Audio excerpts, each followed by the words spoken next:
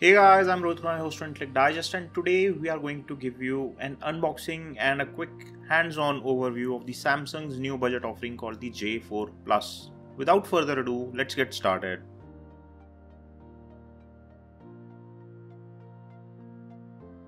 This is the box of the Samsung Galaxy J4 Plus, and opening it, the first thing that you get is the phone itself. Then there is a SIM ejector tool, a micro USB cable for charging and data transfer, a pair of Samsung branding headsets, and there is a 5V 1A charger in the box. The phone does feel premium with the glass sandwich build.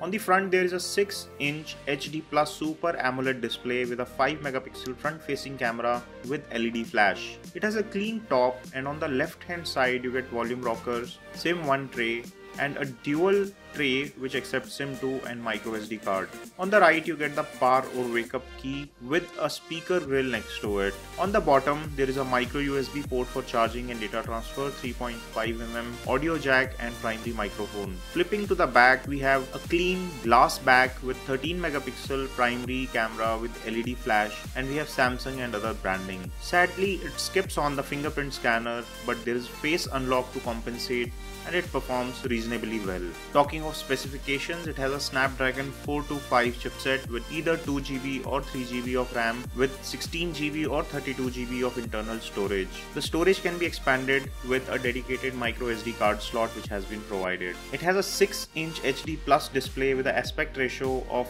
18.5:9. The battery provided here is a 3300 mAh to run the show, and we believe that it will easily go on for one full day considering that it's just a Snapdragon 425 chipset. The cameras are 13 megapixel on rear with f-stop 1.9 aperture and a 5 megapixel front camera with f-stop 2.2 aperture, which also gets LED on both front as well as rear. Speaking of cameras, here are some sample pictures that we clicked around the office so you can have a feel of how it looks.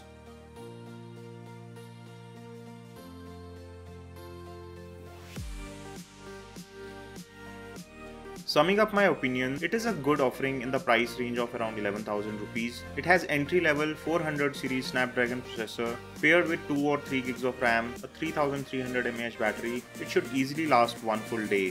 Phone is good option for light users who do not use much intensive tasks like gaming or long video recording. It's a no-nonsense phone from Samsung without much bells and whistles, but it does look premium and does give you a good feel with a good display. What are your thoughts? Do let us know in the comment section below. If you want to pick up one for yourself, I'm leaving Best Buy links in the description section. Give us a thumbs up if you enjoyed watching this video. Stay subscribed, press the bell icon for latest updates. This is your host Rohit Khurana signing off. Thanks for watching.